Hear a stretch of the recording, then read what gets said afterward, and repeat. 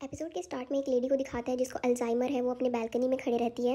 एक कार वाला एक मिडिल स्कूल के बच्चे को ठोक देता है और देखता है कि वहाँ आसपास कोई भी नहीं है, तो फिर वो वहाँ से भाग जाता है। फिर ये लेडी कार का नंबर नोट कर लेती है और एम्बुलेंस को कॉल करने के लिए अपना फ़ोन ढूंढती रहती है, बट फ़ोन सामने में पड़ा रहता है, बट उसको दिखता नहीं है। फिर वो अपने घर से बाहर जाती है उस बच्चे को देखने के लिए, तो उसके घर के बाहर कांच टूटा हुआ पड़ा रहता है, उसके पैर पे लग जाता है, उसको चोट लग जाती है। फिर वो वहाँ घंटे बैठे रह जाती है। उसका हस्बैंड आता है और उसको घर के अंदर लेके जाते रहता है। वैसे ही उस लेडी को एम्बुलेंस का आवाज़ सुनाई देता है और उस एक्सीडेंट के बारे में याद आता है। फिर वो बाहर जाके देखती है तो उस बच्चे को एम्बुलेंस वाले लेके जाते रहते हैं। फिर दूसरे सीन में दिखाता है कोर्ट रूम का, जहाँ पे ये लेडी एज अ विटनेस आई रहती है और जो अपोजिशन में रहता है, मतलब जो बच्चे को ठोक के भागा रहता है, उसका लॉयर सुखून रहता है। क्योंकि जहाँ पे एक्सीडेंट हुआ रहता है वहाँ पे आसपास दूर दूर तक कहीं सीसीटीवी कैमरा नहीं रहता है, तो सिर्फ ये लेडी ही एक सिंगल सोलो विटनेस रहती है जो विटनेस की थी उस एक्सीडेंट को। और वो बच्चा जिसका एक्सीडेंट हुआ था वो हॉस्पिटल पहुंचते ही उसका डेथ हो गया, और वहाँ पे डॉक्टर ये बोले कि अगर इस बच्चे को कुछ देर पहले ले आते तो हम शायद बचा पाते। फिर सुकून प्रूफ कर देता है कि ये लेडी का स्टेटमेंट कोर्ट में वैलिड नहीं कहलाएगा, क्योंकि ये लेडी बहुत ज़्यादा बीमार है और मैंने इन्हें 2 मिनट पहले मेरा नाम बताया था, बट इन्हें मेरा नाम याद नहीं है और मेरे क्लाइंट का गाड़ी का नंबर अभी तक याद है। फिर सुकून ये केस जीत जाता है और वो क्रिमिनल बच जाता है।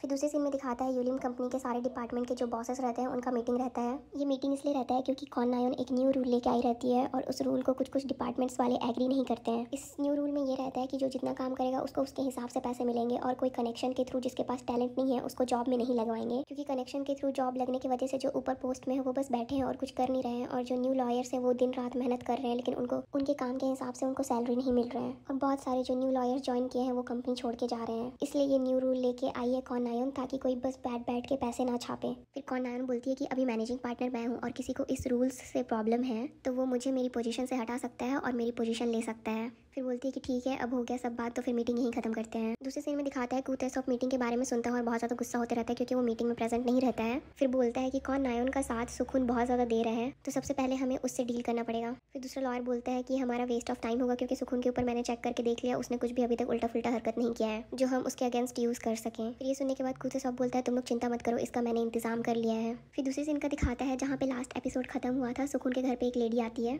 और सुकून उस लेडी को घर के अंदर इन्वाइट करता है और कोई उनका फोटोज क्लिक करते रहता है। फिर दूसरे सीन में दिखाता है कोई और नहीं, कूतेसॉफ सुकून के पीछे एक फोटोग्राफर लगाया रहता है। फिर यहाँ पे पता चलता है कि वो लेडी जो सुकून के घर गई रहती है उसका नाम सो येजिन है और वो यूलियम कंपनी में सेकंड ईयर लॉयर है। फिर यहाँ पे कूतेसॉफ बोलता है कि सुकून उस सेकंड ईयर लॉयर को लेट नाइट अपने घर बुलाया था, मतलब उनका इनअप्रोप्रिएट रिलेशनशिप चल रहा है और वो सेकंड ईयर लॉयर दूसरे डिपार्टमेंट में है, तो क्या पता उस लॉयर से वो उस डिपार्टमेंट का इन्फॉर्मेशन भी निकाल रहा है। फिर वो तीनों सेलिब्रेट करते हैं ये सोचकर कि उनको सुकून के अगेंस्ट कुछ मिल गया है जो वो लोग यूज़ कर सकते हैं। फिर दूसरे सीन में दिखाता है सुकून एयरपोर्ट में रहता है, सिंगापुर कुछ काम के लिए जाते रहता है और वहाँ पे मिस्टर वॉन्ग को देखता है जिसको पुलिस अरेस्ट करते रहते हैं। मिस्टर वॉन्ग वो है जो एपिसोड के स्टार्ट में एक लेडी को अल्जाइमर रहता है ना, उनका हस्बैंड। फिर सुकून वहाँ पे आता है और बोलता है पुलिस वालों को कि किस चार्ज पर अरेस्ट कर रहे हो, तो फिर पुलिस वाले बताते हैं कि इनका ब्रदर इन लॉ इनके ऊपर केस कर दिया है कि ये अपनी वाइफ को मार डाले हैं। फिर मिस्टर वॉन्ग सुकून को देखता है और उनको याद आता है कि ये वही लॉयर है जो उसकी वाइफ जिस केस में विटनेस बनी थी उसके अपोजिशन में था। वॉन्ग चुंगियोन सुकून का हेल्प मना कर देता है और पुलिस वालों को बोलता है कि मेरे ऊपर जो भी चार्जेस लगे हैं मैं उसे फेस करने के लिए रेडी हूँ, तो आप मुझे लेके चल सकते हैं। फिर पुलिस वाले वॉन्ग चुंगियोन को लेके जाते रहते हैं तो उसको फ्लैशबैक सीन में अपनी वाइफ का बात याद आता है, जहाँ पे उसकी वाइफ बोलती है मैं तो कभी भी मर सकती हूँ, या तो बिल्डिंग से कूद करके या अपना हाथ काट करके या फिर खुद को जहर देके। फिर उसका हस्बैंड बोलता है मैंने ऐसे क्या कर दिया है, प्लीज़ ऐसे मत बोलो। फिर उसकी वाइफ बोलती है कि मेरे जाने के बाद मैं ये नहीं चाहती कि लोग तुम्हें ब्लेम करने लगे। ये बोल करके कि अपनी बीमार वाइफ का देख रेख नहीं कर पा रहा था और तंग आके उसे मार डाला। फिर वो अपने हस्बैंड को हक करती है और बोलती है कि हम स्विट्जरलैंड चलते हैं क्योंकि वहाँ पे सुसाइड लीगल है और मेरे मरने से पहले वहाँ पे हम बहुत सारी अच्छी अच्छी मेमोरीज भी बना लेंगे। दूसरे सीन में दिखाता है सुकून वॉन्ग चोंगयोन से जेल में मिलने जाता है और उससे मिलके पूछता है कि तुम क्यों सजा काटना चाहते हो जबकि तुमने कुछ गलती भी नहीं की है। फिर वो सुकून को बोलता है कि आप मेरा केस मत लीजिए क्योंकि मुझे एक लॉयर नहीं चाहिए। फिर सुकून उसको बोलता है क्या तुम्हें गिल्ट फील हो रहा है कि तुम्हारी वाइफ तुम्हारे असिस्ट की वजह से चली गई। फिर दूसरे सीन में दिखाता है लिटिगेशन डिपार्टमेंट साथ में बैठ के वॉन्ग चोंगयोन का केस डिस्कस करते हैं। फिर जिनवू बोलता है कि उसकी वाइफ अपने हस्बैंड की असिस्ट की वजह से स्विट्जरलैंड पे सुसाइड की और उसकी वाइफ का भाई केस कर दिया, ये बोल करके उसकी बहन के सुसाइड में उसका इन्वॉल्वमेंट है। फिर गुक्योन बोलता है कि अब उसकी वाइफ मर गई है तो उसका जितना भी सारा प्रॉपर्टी है उसके हस्बैंड के ऊपर जाएगा क्योंकि उनके कोई बच्चे नहीं है। सुकून पूछता है कितना है प्रॉपर्टी, तो फिर गुक्योन बताता है कि 1.7 बिलियन वॉन। फिर जिनवू बोलता है कि अगर उसका हस्बैंड गिल्टी प्रूफ हो जाता है तो फिर जितना भी उनका प्रॉपर्टी है उसके भाई के पास जाएगा क्योंकि उनके बच्चे नहीं है। लगता है इसी रीजन से चुंगयोन की वाइफ के भाई ने उसके ऊपर केस कर दिया है। दूसरे सीन में दिखाता है कोर्ट का, जहाँ पे उसका भाई बताता है कि उसकी बहन उसके शादी से खुश नहीं थी क्योंकि उसके हस्बैंड की वजह से उनको बच्चे नहीं हो सकते और चुंगयोन ने मेरी बहन से डिवोर्स भी मांगा था ताकि वो किसी और लड़की के साथ रह सके। और ये सब उस टाइम पे हुआ था जब मेरी बहन अल्जाइमर से डायग्नोज हुई थी और वैसे भी मेरी बहन के पास ज़्यादा टाइम नहीं बचा था, वो कुछ टाइम के बाद मरने ही वाली थी और इन्होंने मेरी बहन के सुसाइड पे असिस्ट इसलिए किया ताकि वो मेरी बहन का सारा प्रॉपर्टी ले सके। फिर सुकून चुंगयन को क्वेश्चन करता है और उसको बोलता है तुम्हारा अफेयर था, तो वो बोलता है हाँ। फिर सुकून उसको पूछता है कि तुम्हारा कब से कब तक अफेयर था। फिर वो बोलता है कि मेरी वाइफ को डायग्नोस होने से 1 साल पहले मेरा अफेयर स्टार्ट हुआ था, और जिस दिन मुझे पता चला कि मेरी वाइफ को अल्जाइमर है मैंने अपना अफेयर खत्म कर दिया था। और जिस दिन मैंने अपनी वाइफ को डिवोर्स मांगा था उसी सेम डे को मेरी वाइफ ने मुझे बताया था कि उसे अल्जाइमर है। फिर मेरी वाइफ ने डिवोर्स के लिए एग्री कर लिया था, लेकिन मैंने वो सुनने के बाद मना कर दिया। फिर फ्लैशबैक वाली सीन में दिखाता है जिस दिन उसने अपनी वाइफ से डिवोर्स मांगा था और उसकी वाइफ ने अपनी बीमारी के बारे में उसे बताया था। फिर वो रात में अपनी वाइफ की बीमारी के बारे में सर्च करता है। फिर उसकी वाइफ वहाँ पे आती है। फिर वो रोते हुए अपनी वाइफ को बोलता है सॉरी, जब तुम्हें मेरी ज़रूरत थी तो मैं वहाँ पे था नहीं, और जब मुझे तुम पे ध्यान देना चाहिए था मैं बाहर अफेयर करने में बिजी था। फिर दूसरे सीन में दिखाता है कि उसकी वाइफ उनके घर के बाहर बैठ के वेट करती रहती है और अपने हस्बैंड को देखती है बट अपने हस्बैंड को भी नहीं पहचानती है। फिर बैक टू प्रेजेंट सुकून उससे पूछता है कि जब तुम अपनी वाइफ को सुसाइड के लिए असिस्ट कर रहे थे तुम उससे प्यार करते थे।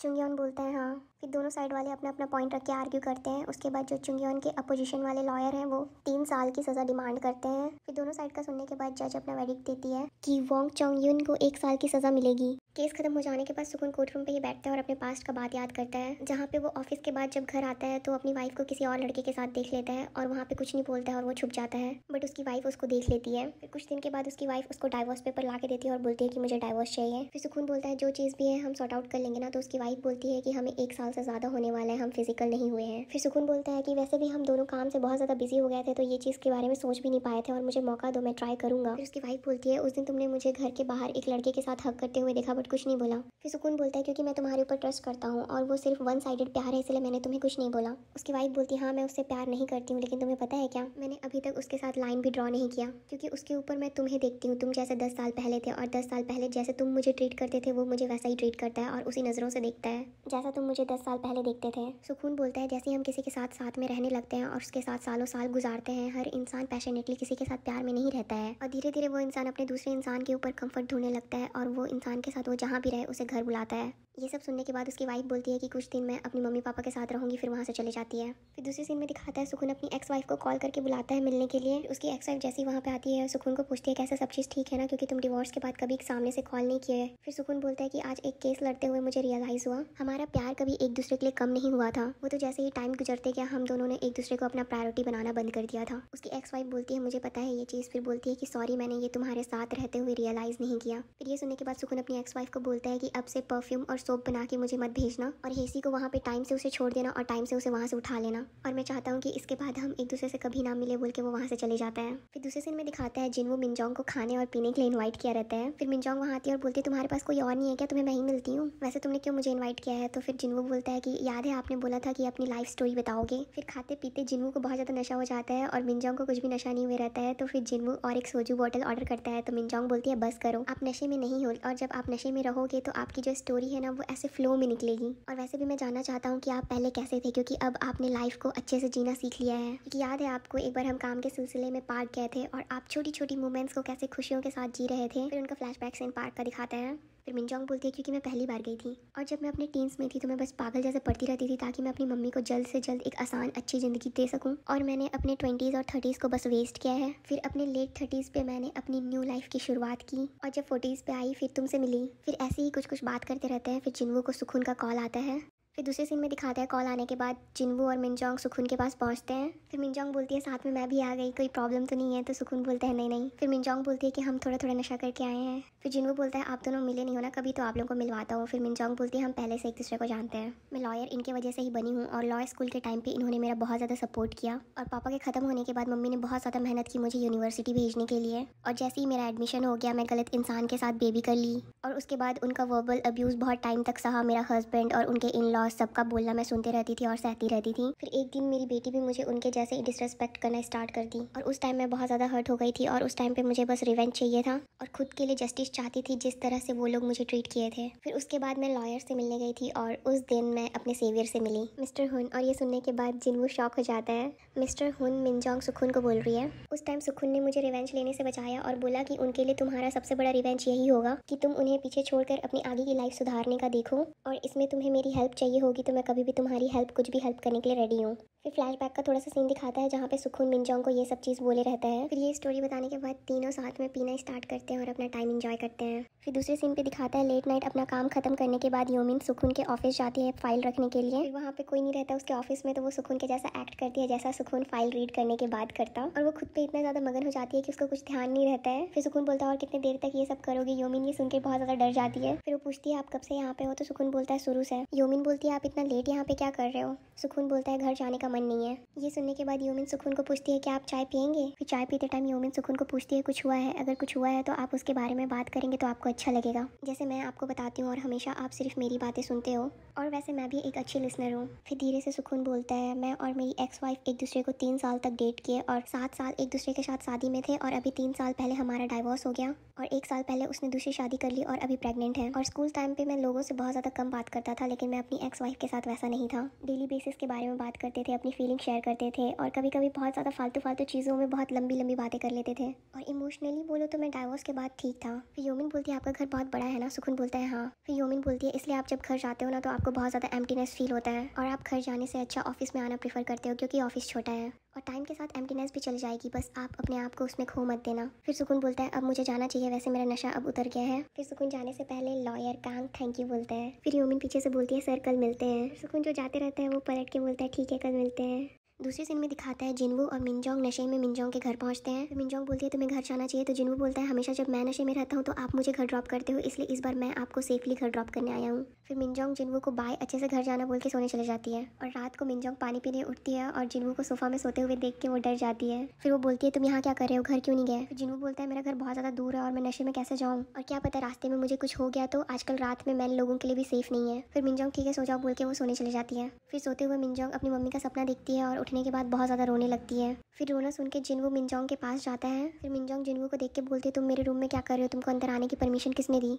जिनवू बोलता है वो आप रो रहे थे इसलिए मैं अंदर आ गया। फिर बोलता है आपको अभी अच्छा नहीं लग रहा होगा, मैं आपके साथ यहीं रुकूं, यहीं पे सो जाऊं क्या साथ में। मिनजोंग बोलती है ठीक है। उसके फिर दोनों साथ में एक ही बेड शेयर करते हैं। फिर दूसरे दिन जिनवू मिनजोंग और योमी केस फाइल्स को ऑर्गेनाइज करते रहते हैं, और उस पर उनको MGC सिक्योरिटीज कॉन्फिडेंशियल फाइल मिलता है जो कि वहाँ पे नहीं रहना चाहिए। तीनों फाइल रीड करते हैं और बोलते हैं हमारे डिपार्टमेंट में शायद गलती से भेज दिया होगा। फिर फाइल्स रीड करने के बाद उनको फाइल्स में कुछ गड़बड़ लगता है, और उसको लेके वो लोग तीनों सुकून के पास जाते हैं और सब चीज़ उनको बताते हैं, और सुकून उनके बातों में एग्री करता है और बोलता है कि ये बात किसी को मत बताना, अब जाओ मेरे ऑफिस से। फिर तीनों ऑफिस से थोड़ा सा डिसअपॉइंट होकर निकलते हैं। सेम डे का सीन रात के टाइम पे एक बंदा चुपचाप से सुकून के ऑफिस जाता है और वही सेम फाइल MGC सिक्योरिटीज वाले को चोरी करके वहाँ से चले जाता है। फिर नेक्स्ट डे कुतेसॉप के ऑफिस में दिखाता है जो बंदा सुकून के ऑफिस से फाइल चोरी किया था वो कुतेसॉप को देता है। फिर वो लोग बहुत ज़्यादा खुश होते रहते हैं कि उनको सुकून के अगेंस्ट कुछ मिल गया है। फिर दूसरा लॉयर बोलता है कि हम सुकून के साथ साथ एक फर्स्ट ईयर लॉयर है कांग योमिन, उसको भी साथ में निकाल देते हैं। फिर दूसरे सीन में दिखाता है मिनजोंग का एक्स हस्बैंड और उसकी मम्मी ऑफिस में आके बहुत ज़्यादा सीन क्रिएट करते रहते हैं। फिर मिनजोंग वहाँ पे आती है तो उसकी एक्स सासू माँ उसको बोलती है अब तुम लॉयर बन गई हो तो हमें बताओगी भी नहीं, और तुम्हें तो हमें थैंक यू बोलना चाहिए, तुम्हारा ट्यूशन फी हमने पे किया और तुम्हारा लिविंग एक्सपेंस हमने उठाया और जिसकी वजह से तुम ग्रेजुएट कर पाई हो, और जो हमने तुम्हारे लिए किया है उसका तो तुम्हें कंपनसेशन देना पड़ेगा।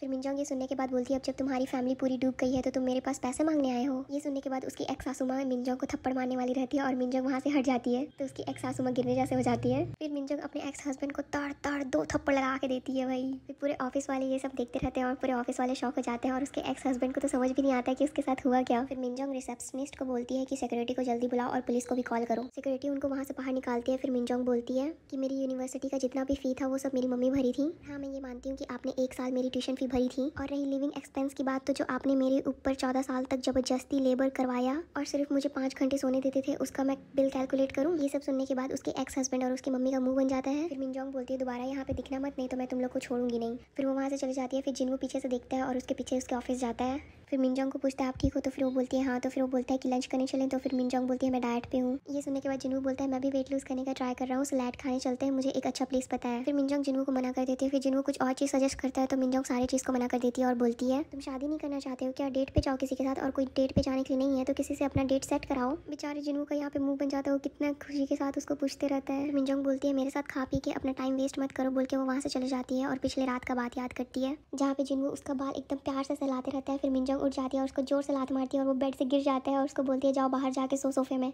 फिर दूसरी सीन में दिखाता है कुछ ऐसा इमरजेंसी मीटिंग रखता है और येजिन और सुखुन का लेट नाइट फोटो सुखुन के घर के अंदर जाते हुए दिखाता है। किम योलसोंग फोटो देखने के बाद बोलता है हम बस फोटो को देख के कुछ जज नहीं कर सकते ना, और वैसे भी वो दोनों अगर एक दूसरे को डेट भी कर रहे होंगे तो क्या हुआ। कुतेसॉप बोलता है सुखुन ने जो रूल्स पूरे कंपनी के लिए बनाया है वो रूल्स उसे भी फॉलो करना आना चाहिए, और सुखुन एक जूनियर लॉयर के साथ इनअप्रोप्रिएट रिलेशनशिप बनाया और उस जूनियर लॉयर से इन्फॉर्मेशन निकलवा रहा है जो इन्फॉर्मेशन कॉन्फिडेंशियल होनी चाहिए। बहुत सारा मिर्च मसाला डालते डालते वो स्टोरीज बताता है। फिर वैसे ही वहाँ पे कौन नायन और सुखुन पहुँच जाते हैं। फिर कौन नायन सबको देखते हुए बोलती है कि तुम सब यहाँ पे क्या कर रहे हो, और यहीं पे ये एपिसोड खत्म होता है। मिलते हैं कल नेक्स्ट एपिसोड में।